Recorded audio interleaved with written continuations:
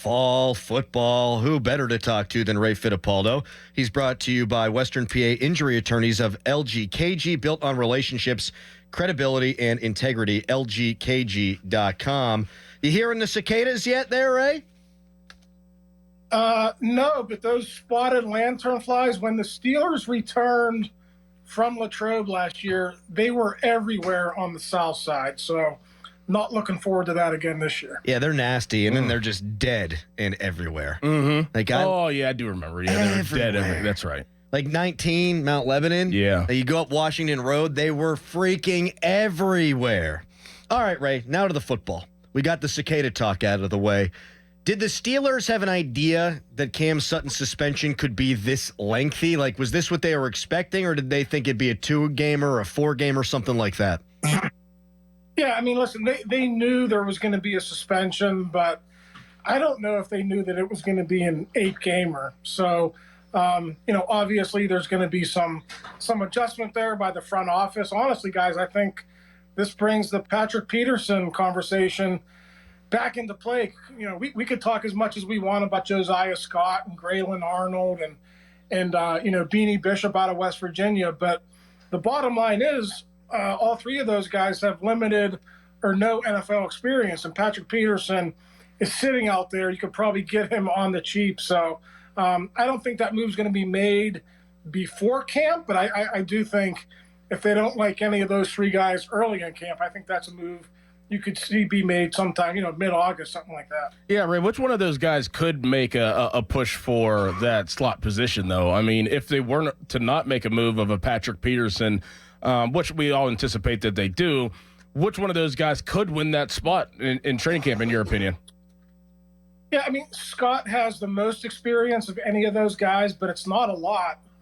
It's actually from a few years ago. It's not a lot of recent playing time in the NFL. So I would say Scott or, perhaps Beanie Bishop. I know they like Bishop. He's got a lengthy college resume, played a lot of college football. But again, are you going to count on an undrafted rookie free agent to come in and play a significant role? And I know people are going to compare him to Mike Hilton.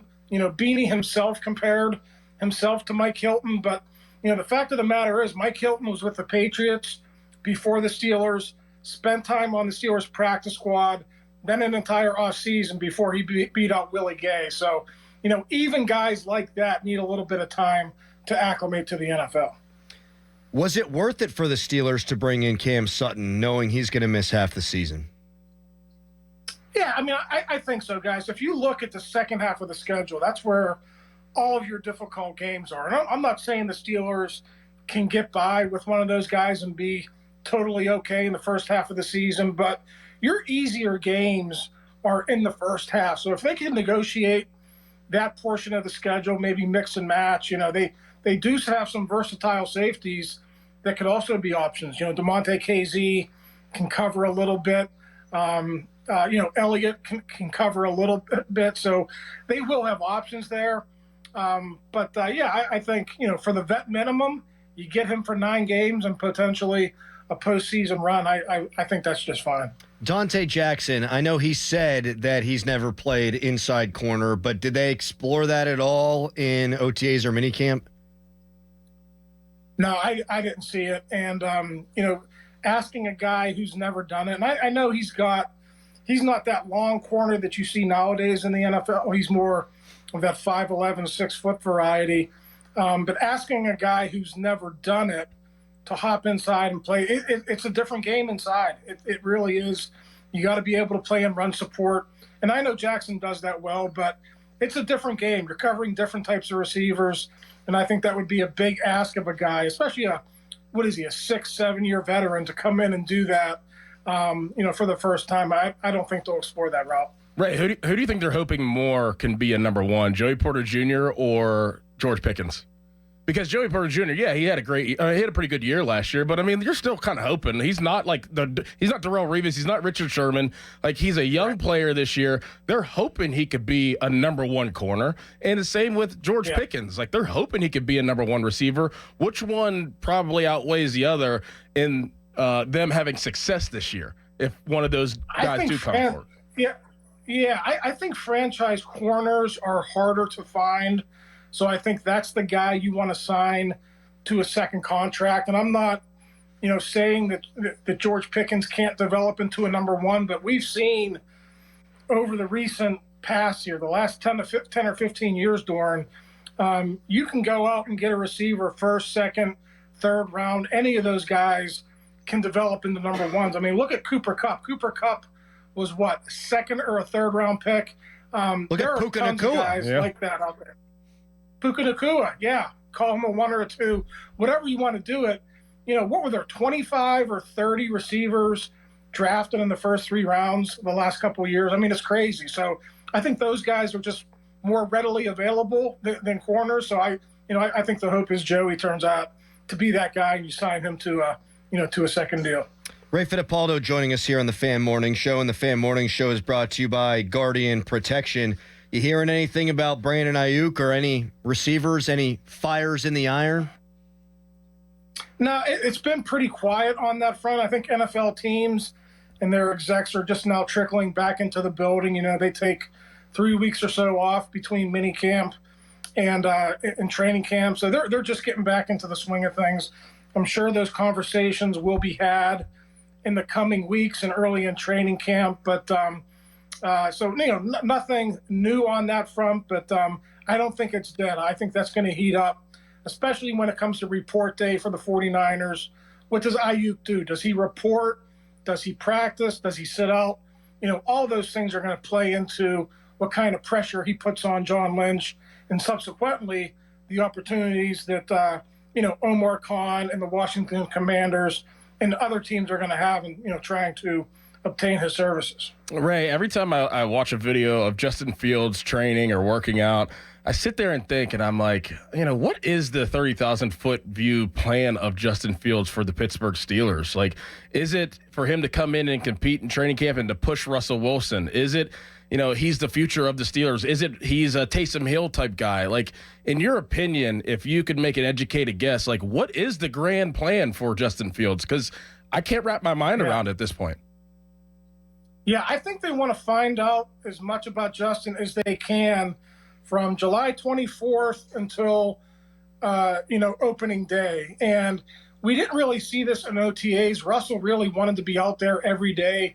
He didn't miss any practices. But a lot of time, Doran, what you'll see with the Steelers, and they did this with Ben, they'll do this with veterans at other positions, they'll purposely rest guys every third or fourth day just to give them a rest. And on those days, those are going to be huge opportunities for Justin Fields to go out there with the ones and to show what he can do. So, yeah, you're not going to see Justin Fields maybe with the ones a whole lot in the preseason games unless there's an injury. But I think we'll see that maybe 5-6 times during training camp. And, I think on those days when he does get to go with the ones, he's going to have to prove himself and show the coaching staff in the front office that, he might be a part of this team's future. So, like a fact-finding mission, kind of, in those 5-6 practices, Ray, if he blows them out of the water, you're not thinking, though, day one, Atlanta, he's the guy, but you're thinking maybe before the season starts, they might try to sign him to a bridge deal or something like that. Yeah, I mean, I don't even know about a bridge deal, but I'm just saying he wants them to say, okay, yeah, maybe there's something here. He looks very comfortable throwing to the receivers. He commands the huddle well. He communicates well. Those are all the things that he's looking for. I mean, honestly, guys, you have to see him in games to believe in him. But, there are going to be times in training camp, and not just on the field, but in meetings. They're going to be paying attention to how he communicates with teammates and the staff. All that stuff adds up to it. So bridge deal, maybe. I'm not really big on that. But certainly if he does play well, I think there will be an opportunity in those 6 to 8 weeks, from January to March, where they could potentially do a deal next year. Ray, who has the biggest uphill battle to engrave themselves on the as a rookie on the Steelers offense? Faltanu, Frazier, or Roman Wilson? Like, who has the biggest job to be like, okay, I have a spot here and I have to earn it? Yeah, well, that's interesting, Doran, because Roman Wilson is a third-round pick, but there's a need for him to at least be a number 3, right? I don't know about a starter, but I think you would at least like to have him as a number 3. So I don't know that that's all of an uphill climb. Of those 3 that you mentioned, I'll say Fautanu, just because he's switching positions. Frazier has been a center, has always been a center. I think that's going to be somewhat of a seamless transition if he plays well. So Fautanu, learning the new footwork, getting used to the right side.